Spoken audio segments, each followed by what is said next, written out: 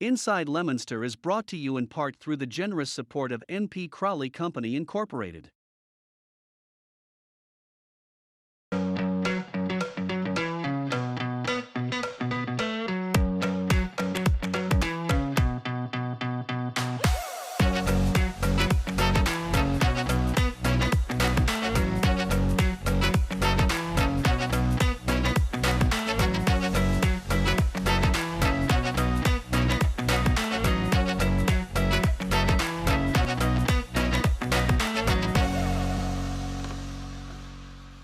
Hello and welcome to Inside Leominster. My name is Dean Mazzarella, Mayor for the City of Leominster, and happy to see you. Trying to, are we on Facebook Live yet? Yeah, all right. I'll share it when I see it come up. Anyway, our phone number here, 978-534-1626. That's the phone number here at Inside Leominster, and we're live today from 4 to 5. We do a replay at 6:30 to 7:30, so, and then we repeat it during the course of the week. Full crew here. Thank you all for coming in. The first flakes of snow are beginning to fly, and a small storm, so they say. I haven't checked the weather in a little while, but they're saying a small storm, 3 to 7 inches, which is a piece of cake. And warmer weather coming next week, looking to down the road for weather forecasts, like Monday, Tuesday starts to warm up into the 40s, so we'll see some melting, and the stuff will all go away. A couple of things that are happening. I want to thank M.P. Crowley and Associates Corporation. They're construction company, site developers, and they are our sponsor for our show. So we thank them. And if you're a business, your institution, your family, somebody would like to sponsor our show, give LTV a call, and they will be glad to set you up. So it's not very expensive, and hopefully it helps your business. Is Art here today, or? Geez, usually we're moving right over to the art report quickly, but I'm rusty. Huh? I'm rusty. Hello. Mr. Art. Yes. Sorry about that, but it's time for the art report. We got to get a drum roll for you. Oh yeah, that's all I need is a drum roll. You sound like. Or play taps. That would follow. No. We got to give you a distinguished entry. Well, I get that when I show up on the first tee. That's the biggest joke of the day. Well, I don't know about that. It's not what I heard. Well, I'm in a very major decision process here, not to be confused with the governor of our lovely state, who I guess he figured that if 20 million people are going to all call at the same time, there's not going to be any problem with the computer. But that's another story for another time, for another day. That guy, I ain't going to get wound up on him. I'm trying to find golf shoes for my width. I have a very wide foot. Stressful. And that's a lot of stress. Yeah. I mean, get things in perspective, proper perspective. Yeah, that's what it is. That's what it is. As Paul Anka once said, Lonely Boy, that was a hit for him in 1969. What was the name of it? Number 5 on the Billboard. What was it? Lonely Boy. Oh, I'm just a lonely boy, da. Hey there, Lonely Boy? Well, above him was Venus with Frankie Avalon. Oh, that's right. So Frankie Avalon, that wasn't his song. It was, Oh, Venus, oh, Venus. Yeah, he was Venus, if you will. He came down off the stage at Foxwoods and held Rita's hand and sang Venus to her. He's like 3 feet. If I had a camera with a phone at the time, the picture would have been worth $1 million. If you could have seen, it was unbelievable. See? The look on her face. I said, "Would you stop?" She was melting his makeup, for God's sake. He was moving in on your lady. That's what it is. He held her hand even. I said, "Oh, stop it, you two. Get a room." Speaking of lady, I met a former neighbor of yours that says that she got her first golf swings from you. He's what? She got her first golf swings, her first lessons from you. And who might that be? I can't. Huh? Who's that? I can't say her name. I figured you. Okay. I figured you. She hung around with your daughter, so I figured immediately you would know who it was. No. That's all I could tell you. I don't have permission to use her name, but I I figured that little hint might help you. She says she's old enough to be my daughter. Is that what you said? She hung around with your daughter. Oh, there were many. Kelly was, she was the leader of the pack. She had a good crew. Vroom, Good vroom, crew. leader of the pack. Yeah. I'll never forget the day I come home from work one day and they were all she was in college and she had her college friends over and I had a pool. And I come in through the back, I goes upstairs, I looks out the sliders and my daughter was off doing something and there's the four of them laying down in their bikinis facing the window and they go, "Hi, Arthur." Oh my God. This is no way for somebody my age to come home and try to relax. But that's another story. It's what I could write a CPR. book. Well, get going, because I'm pretty wound up today. you are, I can tell. Anyway, that's about it. All right, good to hear from you. We are Okay. live. We're live on Everybody- Facebook. For some reason, you guys were on here, but there was like 10 other messages above you, so I didn't realize that many came in. But anyway, we're now live on Facebook. Facebook Live. Imagine when we started the show with Mr. Principal Larry Wolpe 28 years ago, little did we know that someday there would be a thing called Facebook Live. Just unimaginable. Right? I mean, think about it.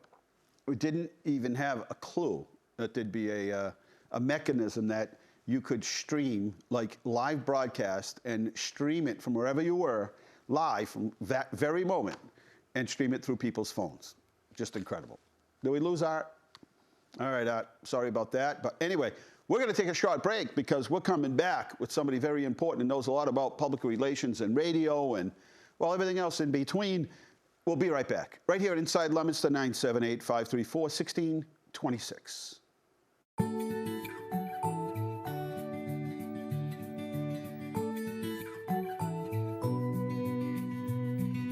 If I had 1,000 tongues, I would sing with everyone. Voices like a mountain song. Sing, you are my only one. Oh my, oh my, oh my days. Life is wonderful. Life is wonderful.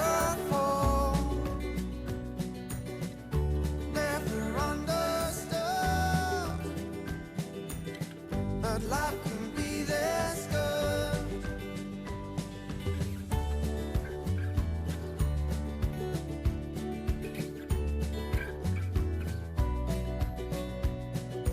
I would launch 1,000 ships just to be about your lips. Tell them all to sail away, just to see you every day. Oh my, oh my, oh my days. Life is wonderful. Life is wonderful. Life is wonderful. Life is wonderful. Never understood, but life can be this. That's crazy. And we're back here at Inside Leominster. Thank you, Ron. Nice job. Thank you. And Ron goes out into the community, takes pictures. And that was Barrett Park. He put a little music behind it. Nice job, Ron. Yeah, there's video behind that I put up. I went up there both days, Saturday and Saturday and Sunday you were up yeah. there. Nice. Good for you. All right, we're back here. And if you have any questions at all, it's open mic from now until well, close to 5 o'clock. And again, we replay this from 6:30 to 7:30, 978-534-1626.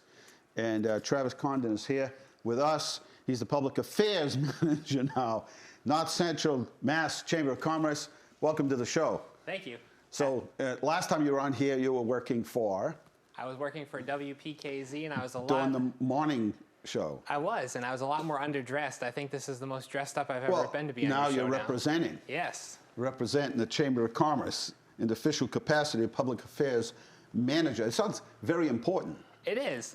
Is your mother impressed? She's definitely happy that She's I got a calling real the job. relatives, and it's like, guess what, Aunt Hilda?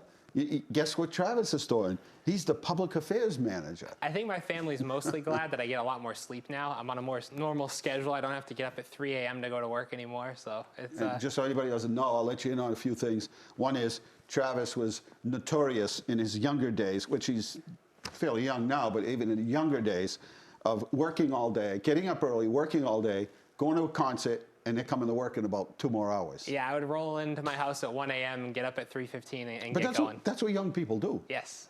That's just how it goes, right?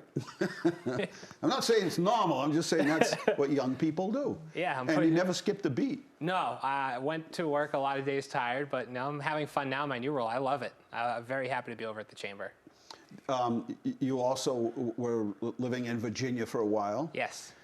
And worked at another radio station, a country radio station. Let's see, hang on. I'm just. Still do. I know. Go ahead. Tell us about that. It's a country radio station in a place called Farmville, Virginia. Just like the Facebook game, it's actually a real place that exists. And What's the city?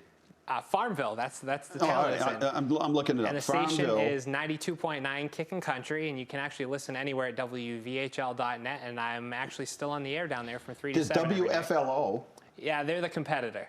WXJK, Yeah. and then Kickin' Country, That's 92.9. Yes. Let's listen.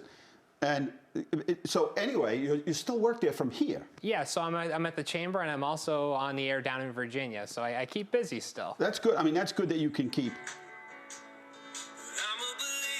There you go. I don't want to do this too long because they'll cut me off. Copyright will get you.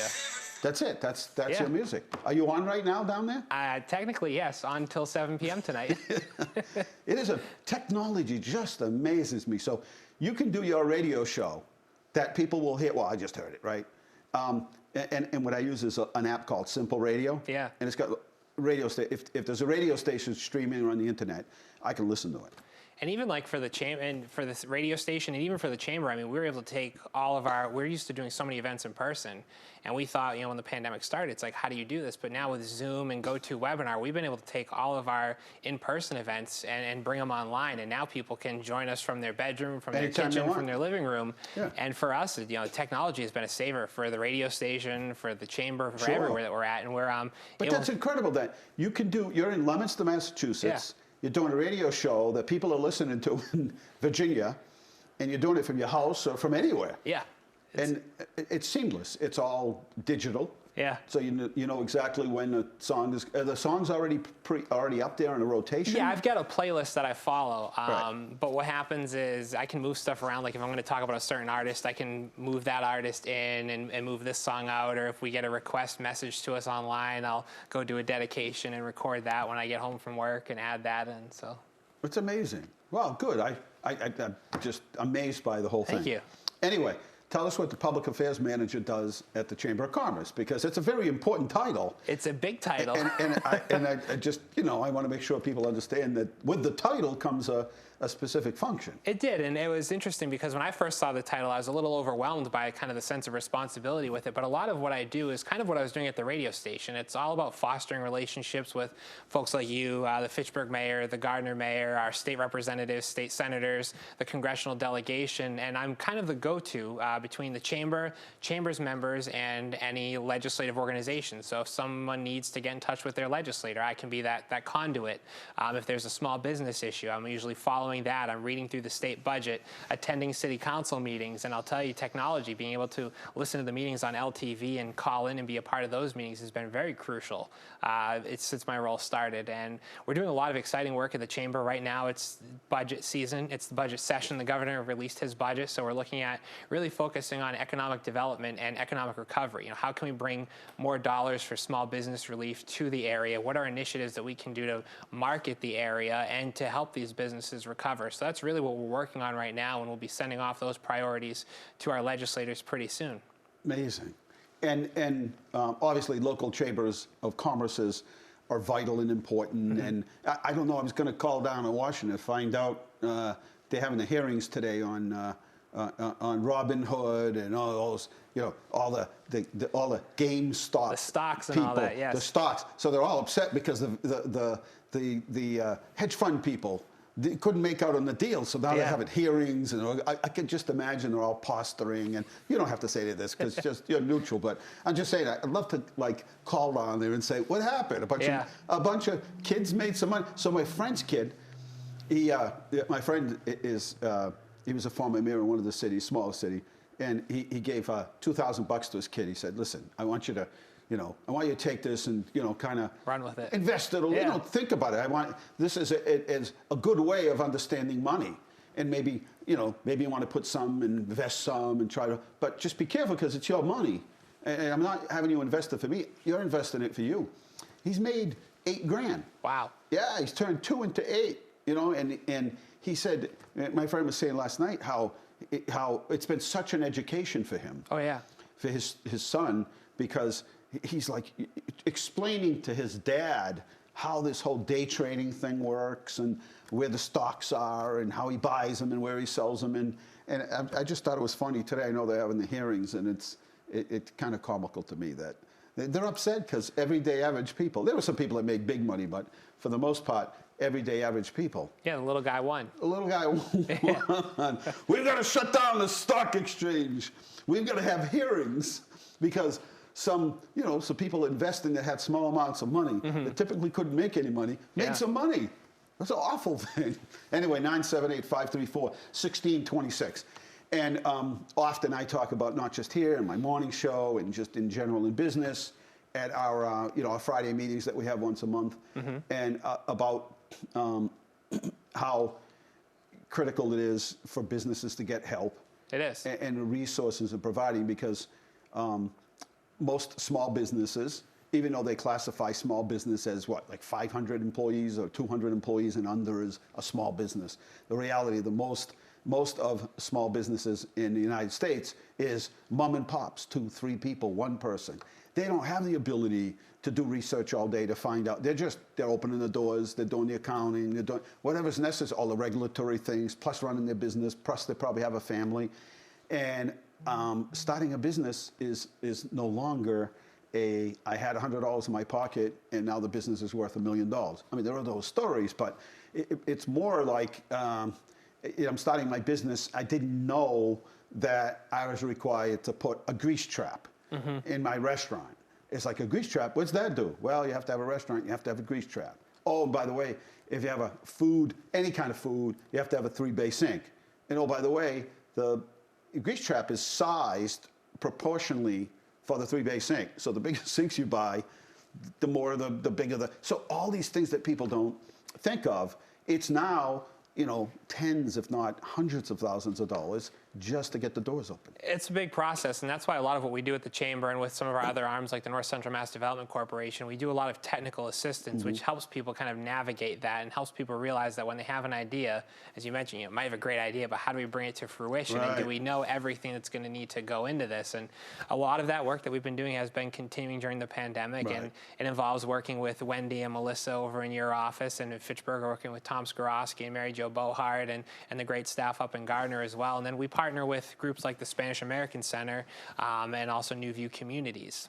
Yeah, and it's difficult because we try to get the people. We always say to anyone, you're thinking of starting a business, even if it's just a hobby and it's a few hours a week or a month, reach out to us right away, because we want to make sure we don't want to talk you out of it. We just want to make sure that you have all the information that you need and that you know. And you may be disappointed. For instance, somebody had just opened up a business in Leominster. And within a month, somebody walked into City Hall and said, yeah, I'm interested in, we had them sit down with Melissa and yeah, we're interested in opening this business. There's nothing like that around here. And we said, yeah, but there is. Somebody just opened in the southern section of the city, and this is what they do. And good thing we found them. They were out searching for space and just so happened to come into City Hall for something unrelated. Yeah. And lo and behold, we were able to share that information. Not that maybe there shouldn't be 2 of these. We weren't talking her out of it. We just want to make sure, she was she was misinformed that there was nothing else like this in the area. In the meantime, one had just opened. So getting to people and bringing them in so that we can sit down with them and go through, not to talk them out of it, just to make sure they have the information that they need.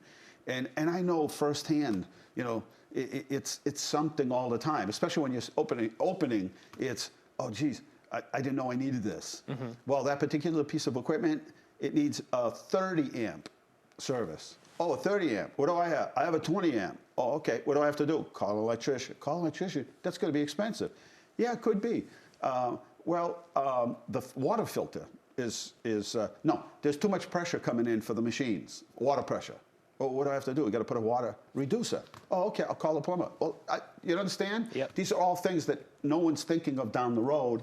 And we've had people come in and buy a building, and then come in later and say, I bought the building. Now this is what I want to do with it. Only to find out the water line that comes in isn't big enough. You know, there are all these other requirements. It has so many square feet. It has to be sprinkled. And they're like, I had no clue. And so we try to eliminate that by making sure, and then also send them off to the chamber, SBA, banks, whoever it might be, for funding and loans. I know you have a loan program at the chamber as well. Yes, we've actually got several different loan programs, and right now we were also working through the pandemic to help people with PPP loans. That was a big thing, and the chamber actually pivoted to create its own loan fund and a new revolving fund that really helped people in the first part of the pandemic, and we're continuing to help people with those loans. And one of the interesting things is we have people coming to us for that help right now while they're closed, but then we've also got more people who are actually looking to take the plunge into a new business, whether they were laid off or fired because of the pandemic, or their job was eliminated, or they got a severance package. Or some of them had the idea kind of beforehand, and it was, well, now I've got the time, let's go ahead and do this. And I think that's been one of the incredible things, too, with the chamber and the work that we do, is seeing how many people have been able to start new businesses out of there. But if businesses do need help, we do want them to know that they can come to us. And it's one interesting program we just have, thanks to a new grant, we were able to secure the Urban Agenda grant.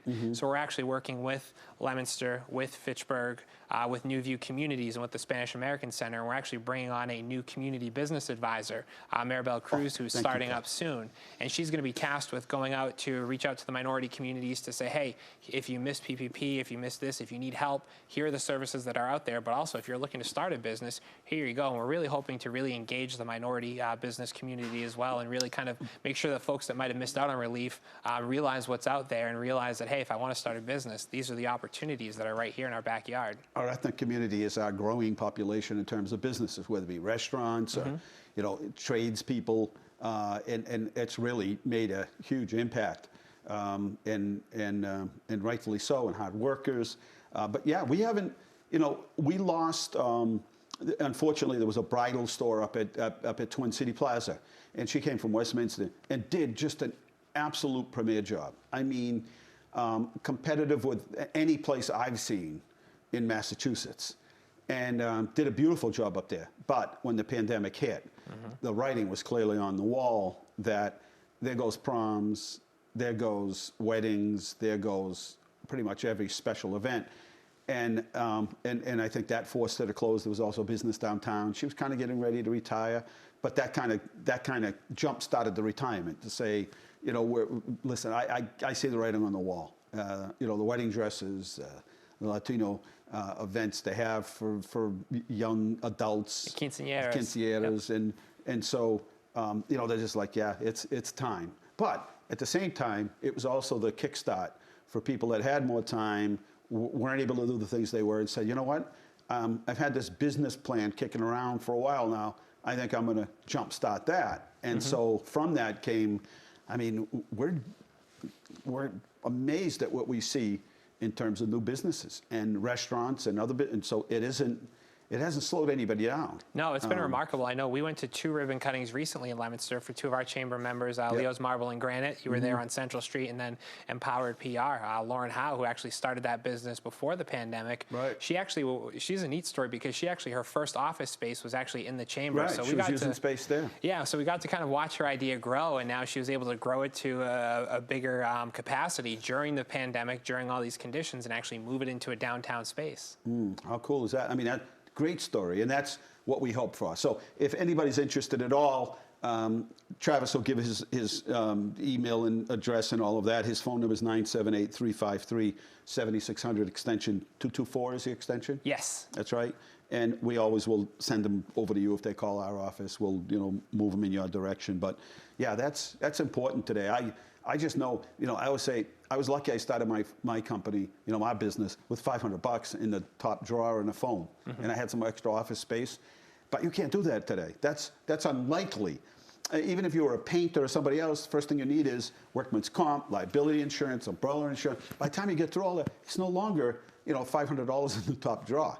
And I just started a business, right? It's definitely different. And the other thing is, too, if you have a business, knowing what you can and cannot do under the COVID-19 restrictions, which are often changing, is always a question. And one of the things that we try and do with the office, and one of the things that I try and do is keep up to date on those regulations. So if people have questions, we actually send out the information every time it changes. We send it out to our chamber members, and we get folks that'll say, hey, can I do this or can I do that? And if we don't have the answer, we'll reach out to the delegation for you and try and get you more clarification.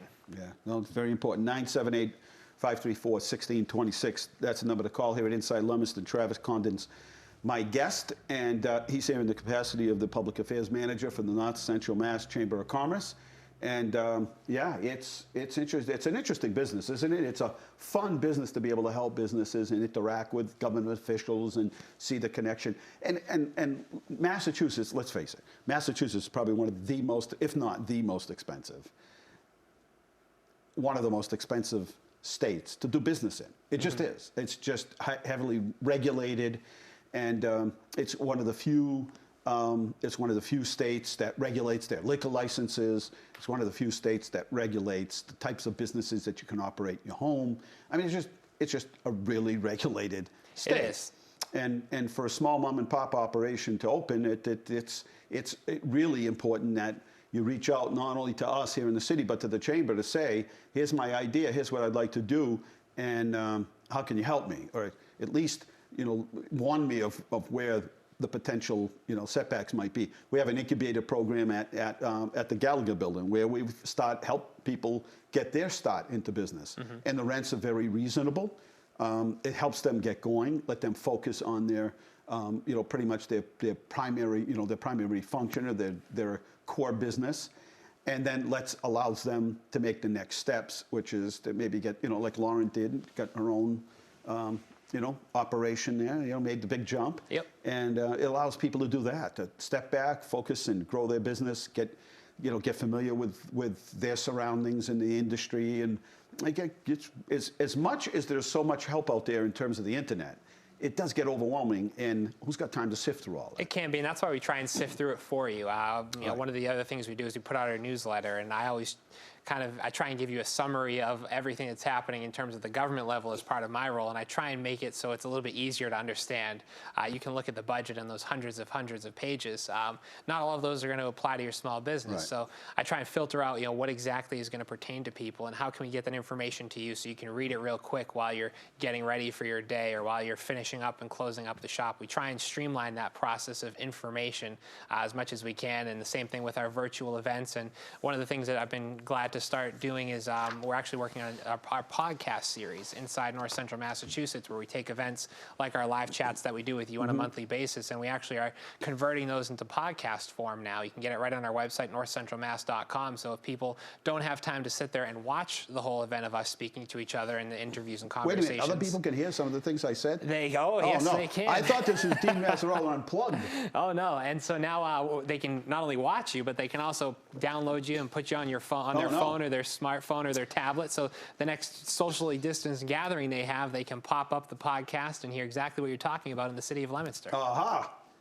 It is funny though how, and we were talking about this last week, how when I first ran for office, 1993, and I'd go door to door.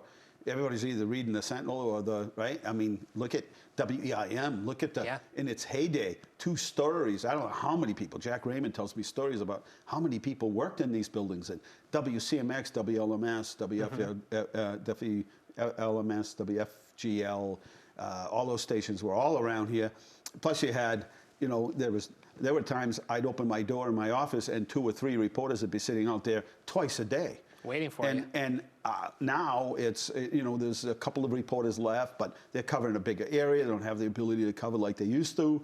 They can't drill down on news like they used to. They, you know, and boy, has it changed. Well, now people get their information from, well, 1,000 different places, right? I mean, it's everywhere. The bottom of your TV set, it's scrolling. It's coming to you through Twitter and Instagram and TikTok, and I mean, it's just coming at you from 1,000 different places. Our biggest problem now is we don't know what to believe or not anymore. And I think that's the national poll says.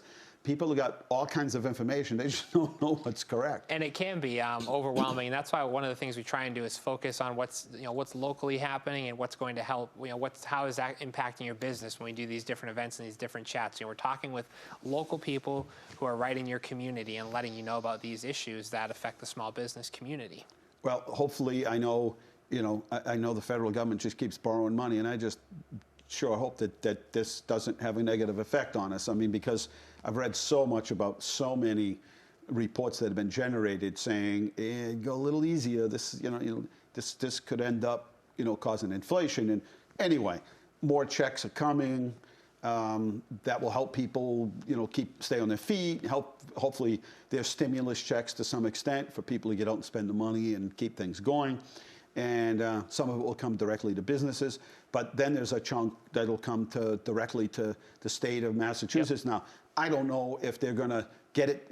Each time it's a bureaucratic process, right? So they take the money instead of just saying, well, the best way that we can use this money is give it back to the communities, right? I mean, that's generally the way that you can help a community, but they do this thing where it has to be given back to the state, and then the state has to decide how it's going to get spent, and there's politics, and just things happen, right? There's formulas, and somehow or other, some communities don't win out in the formula. But hopefully, if they're going to borrow this money, they're going to send it back. It'll get sent back to local communities for us to be able to use in the manner which we think is the best way possible. I know one of the tough things right now has been watching kind of the rollout of the vaccine, but I will say if you have a chance to look at the 5 pillars of recovery, economic recovery, that the Baker administration has laid out, it really is kind of an interesting look at their strategy to get that money out in the form of grants, in the form of giving money back to you guys, which you can then use through community development block grant funding. And I've got to say that the mini grants that you have done and that Fitchburg and Gardner have done have been great,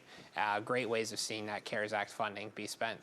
Yeah, no, and I hope as much as it just gets returned to see, that's what happens is they take it and decide, well, we're going to set up this new grant program, so that means we got to apply. No, give it back, get it back to as local as you can get it. Each community knows. I mean, this is the problem with grants is that we're applying for a grant, and it's like, yeah, but you can't do that with it. Like, what are you talking about? Like, this should be open-ended. So I'm not talking about wasting money, but it should be. But it's wasting it by not giving the liberalness, the discretion for local communities to spend it in the best way that possible, because they know. So we're different than Fitchburg or Gardner or Worcester or Northampton or Lowell or Lawrence or or Framingham or Natick and Bellingham, and we're different than all those places. And each community is different, and their needs are different.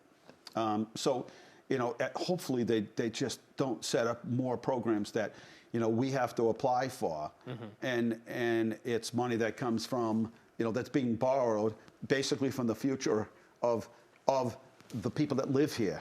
Let us decide when we want to spend it. But that's just a whole nother rant. Just to give you an update here, let's see where we are in our numbers. Wendy usually gets the numbers pretty soon, but in the mid, right now it's 4:33 here at Inside Leominster. Repeat the show back at 6:30. We go to about 5 tonight. If you have any questions, by all means, 978-534-1626. There are 1,322 new cases in the state of Massachusetts. 83,000 people were tested yesterday. 55 deaths, one's too many. 114 new cases here in Worcester County, and looks like we're down to 394, so down significantly. We're up over 800 at one particular point. And I was explaining this, we were on a Zoom call with the Department of Public Health, and just explaining that, see, this is where they don't understand the dynamics and the mechanics of each community. So if you take Leominster and you look at all the tradespeople, well, tradespeople work close to each other. Manufacturing works, even the high-tech part of it all, work close together. Essential workers work here in North Worcester County, work here in Leominster. All the medical facilities, Reliant, Health Alliance, all the doctors' groups, all these medical centers, they all are here. So the numbers go up. I mean, you're talking about basically essential workers. Carla, welcome to the show. Hey, Dino. How are you? Good, buddy. What's going on today? I just want to let you know I met the new manager of Hannaford. Did you straighten them out and tell them that He has certain standards to meet. Yes, his name is Scott. I think you probably met him from Victory Day. Really? Yeah, What's his last name? don't know. Forgot. His name's Dono, I forgot. Yeah. Well, find out his last name. All right, I just want to let you know they fixed the rack, so they have one display of cupcakes, one display of bread, Cupcakes? and so on. Oh, man, that sounds good. That's- All right, find out Scott's name. All right, and I can come to your grand opening. No, you can't. You're going to need $500 to get in. I'll see you there. Take care, buddy. Okay. Take care, 10-4. All right. See that? New manager down at 118 Lancaster Street. The old Victory Markets. My Shopping there first since job. I was a kid. My first job, $1.65 an hour. Was it really? I thought I was rich. Ron, what was your first job? Does a paper boy count? Yeah, no, I had 2 or 3 of those. My- I mean, my- like your my first real job. Renzi Plastic. Renzi Plastics, Yes. making piggy banks and yes. toys and all that? Yes. Wayne, what was your first job? You don't know? I don't remember. Really? Your first job? Yeah, my first job. I don't remember what it is. You're not that, you're younger than me. I know that. Well, what was the first job you remembered? Working in a plastic factory. All right, well, there you go. Who else is back there? Bradley? Keith? Right back here. Bradley, what was your first job? Dean, I've been here for 10 years, you know that. This was your first job? This is first and only. You're gonna you almost qualify for a pension already. How about Kyle? That's the goal. What about Kyle? Nobody knows He's where on he is? vacation and his name is Keith. Keith. Why do I call him Kyle? Oh, I got to call back Kyle Sheldon. That's why I have to. Oh, where's my pen? Remind me.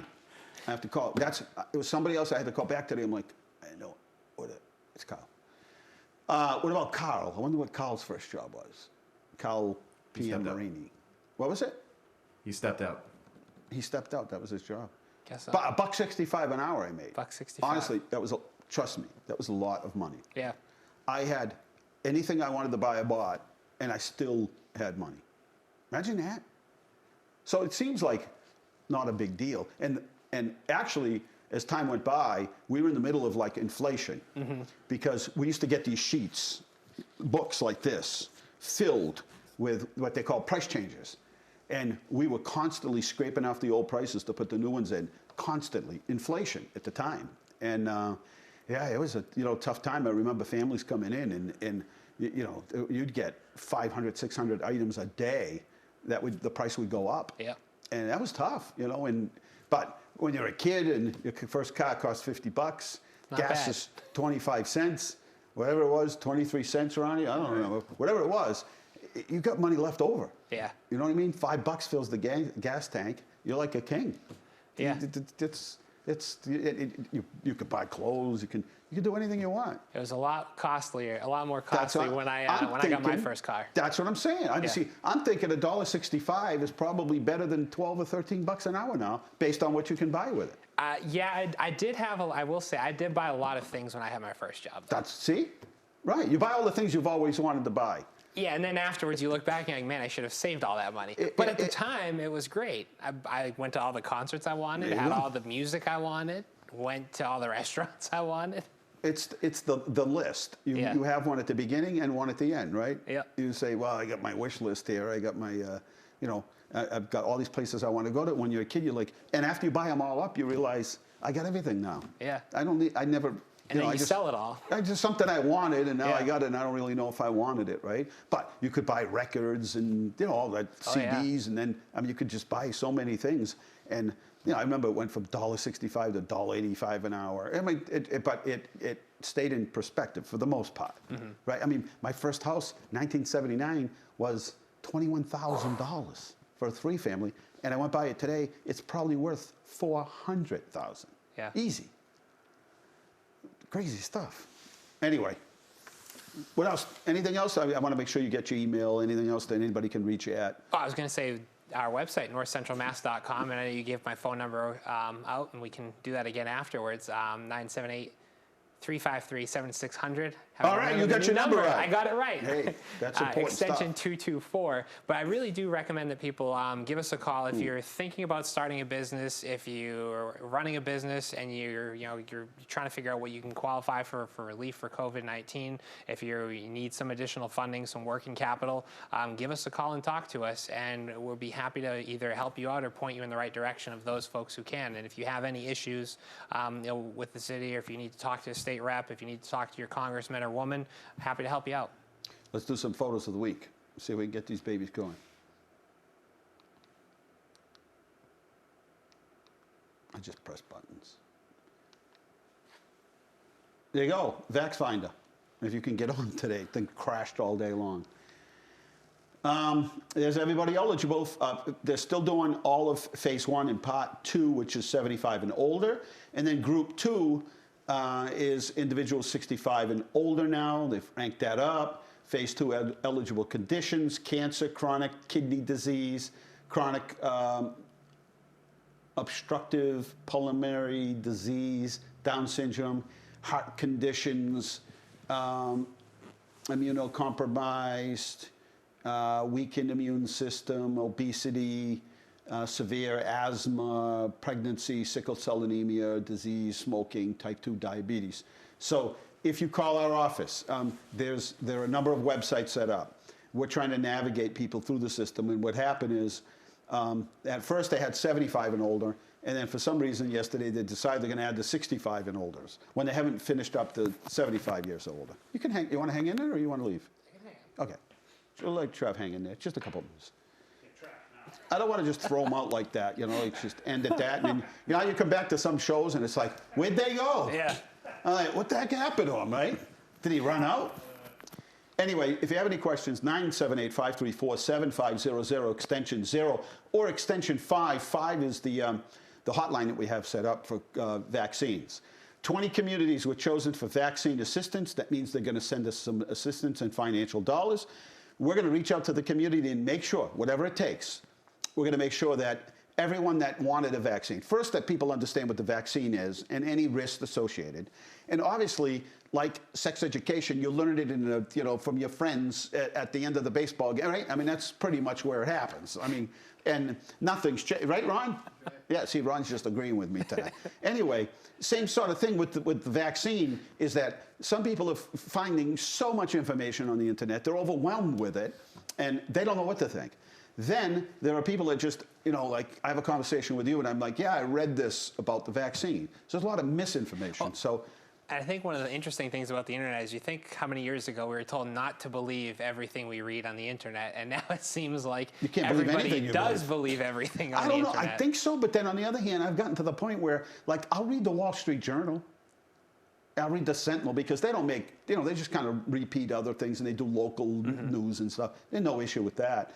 The Champion, but I don't know. I don't know Fox and CNN, and I don't know who to believe anymore. I don't have time to spend my day investigating. So I find the fairest of all, mirror, mirror on the wall, is usually like the Wall Street Journal. But it does have a slant to it on the business side, no question about it, right? Pretty much, businesses in the United States. And I mean, the people that read, I don't know what how many Democrats or conservatives read, what the split is. But business people are both Democrats, independents.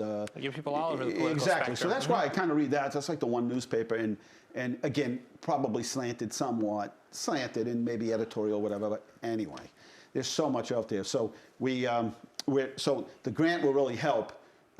See if we can get back that up there. Get that back up here. The grant will really help us to get back to that point where we can get out there, at least get the information out there, and have conversations with people about that. All right, so here's some of the locations. So yeah, we're about one of the 20 communities. So we'll begin reaching out, making sure you have the information and make a decision. It's your decision. There's no law that says you have to have a vaccine. And then we'll make sure that if you want one, we can get you paired up with a vaccine site. And if you need transportation, we'll get you transportation. There's Hayward and Gardner, Carewell. Now, these are all subject to them having any vaccines. If you're over 50 years old and you're part of the VA system, part of their health network, call 781-687-4000. They're open Monday through Saturday. They've been doing a great job down there at the VA. Vax Finder, if your site doesn't crash on you, you can go to vaxfinder.ma.gov. Here's our update as of Wednesday. We read that. Here's our events coming up. Restaurant Week. There's everybody participating. Look at you, Travis. This is my favorite week of the Size year. 22 waist. You can go to every single one of these places. I was a size 32 when I started. When I started the radio job, I was the 32. I'm not going to tell you what size I am now. I have gone up. 34. Yeah, with the comfy stretch waistband. Oh, yeah. See, they finally put that little extra stretch waistband. Look at Ron. He's fading away. He's fading. I'm taking all of Ron. Everything Every Ron's time I walk losing, by I'm Ron, gaining. like 5 pounds jumps from him onto me. I got to tell you, I know you mentioned the pictures that Ron was taking of Doyle Field. Barrett. Barrett. Yeah. The pictures that he takes and puts in the Leominster groups was actually what finally got me out to the Doyle estate when I was looking for things to do this past summer. Yeah.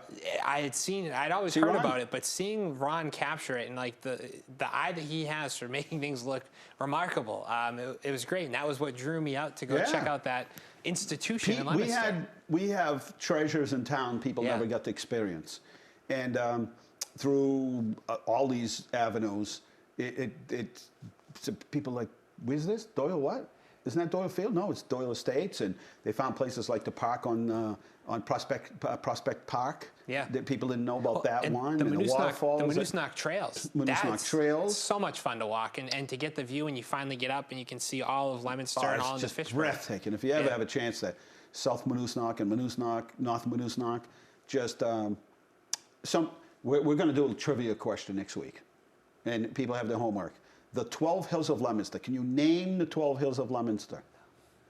I'm going to allow people to do their research, and we'll figure out the 12 Hills of Leominster. So, yeah, there's some beautiful vantage points in town that, but they're not always available by automobile. You got to kind of hoof it. And there's some climbing involved, etc.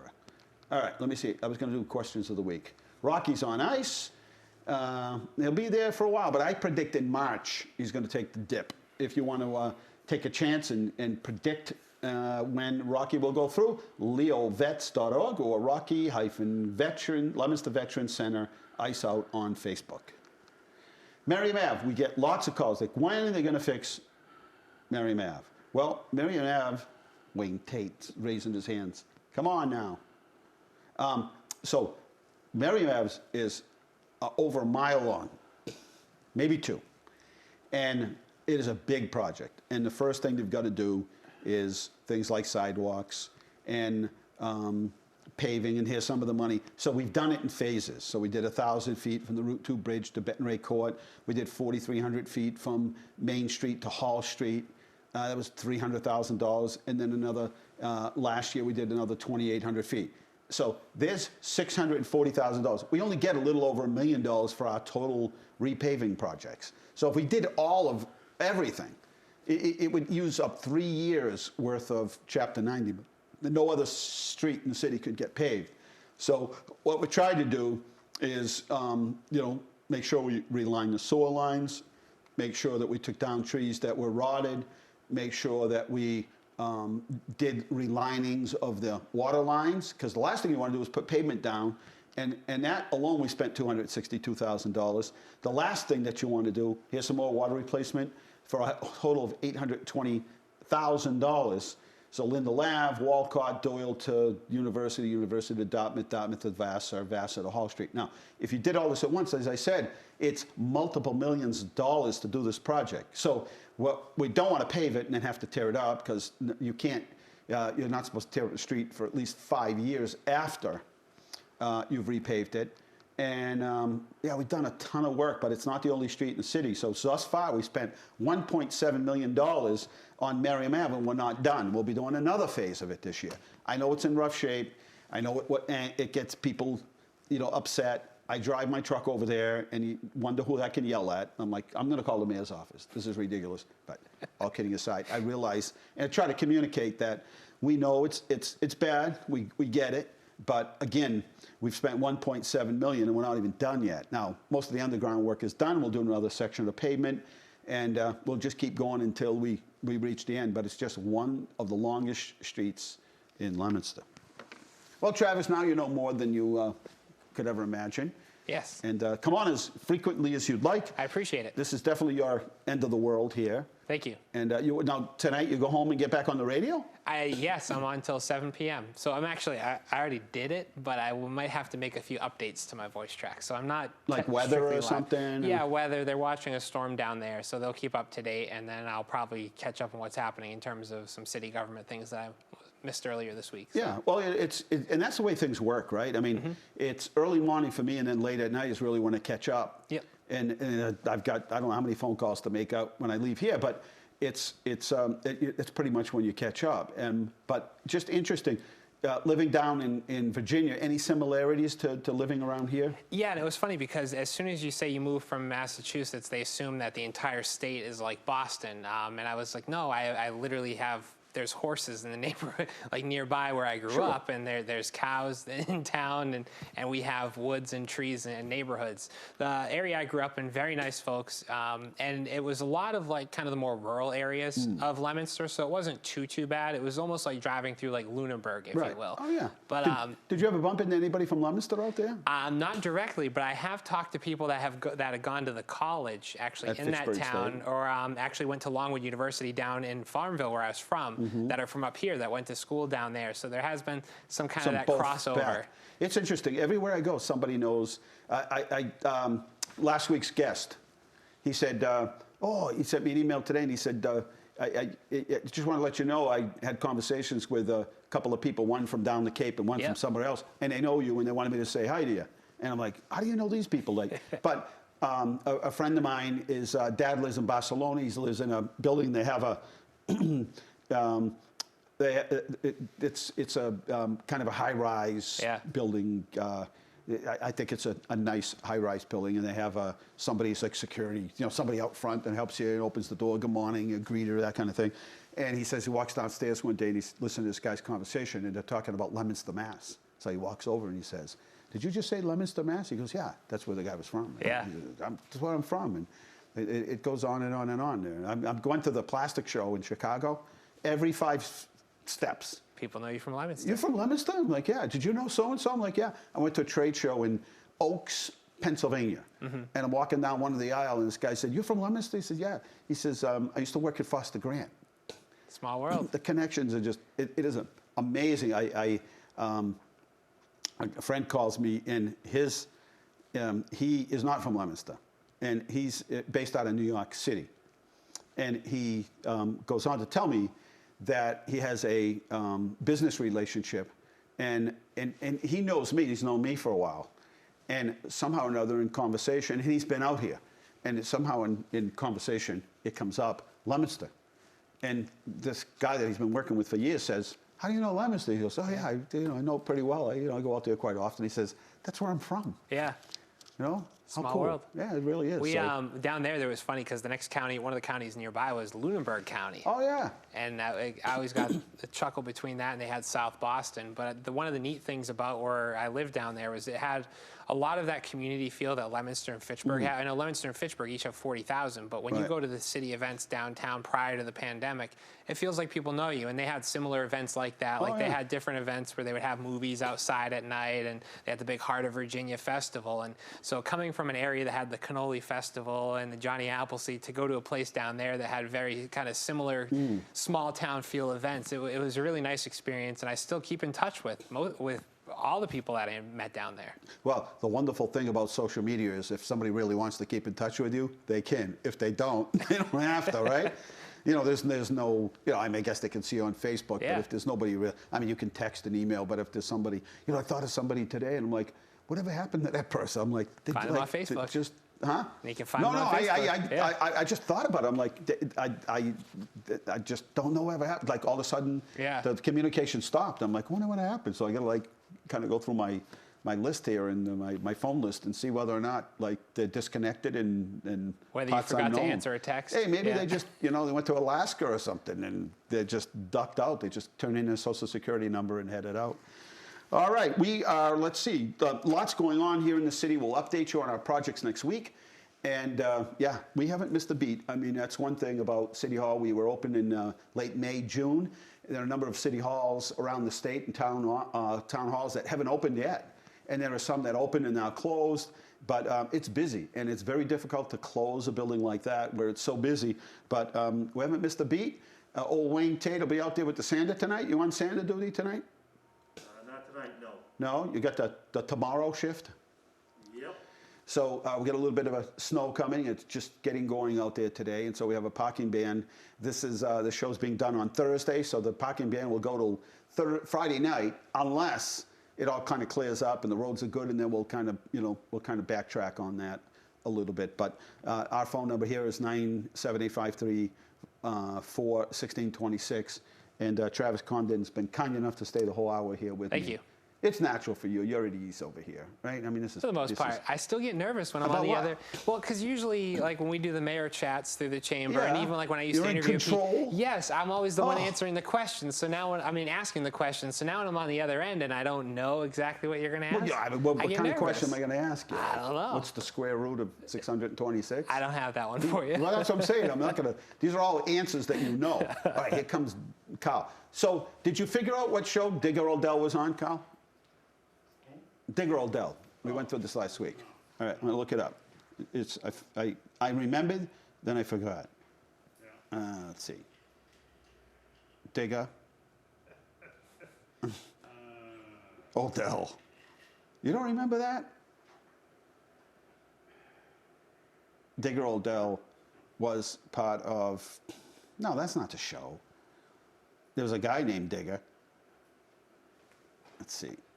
There was one here, old radio show. There we go, radio. Oh, Life of Riley.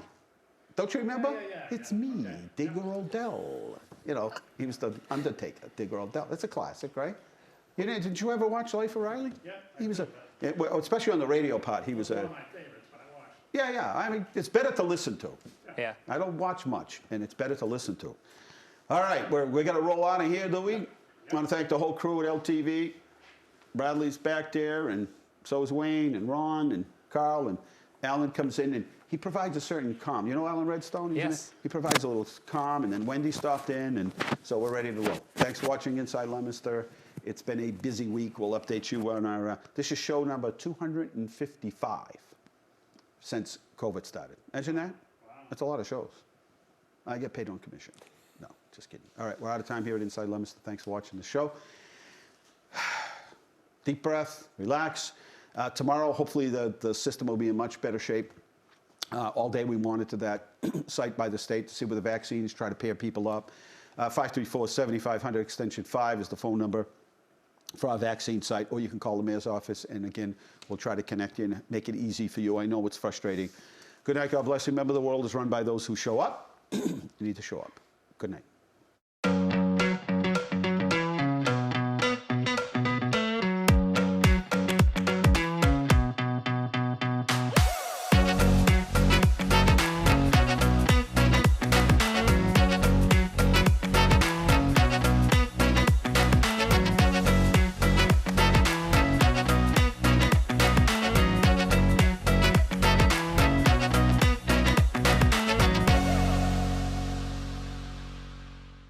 Inside Leominster is brought to you in part through the generous support of N.P. Crowley Company Incorporated. This is LTV.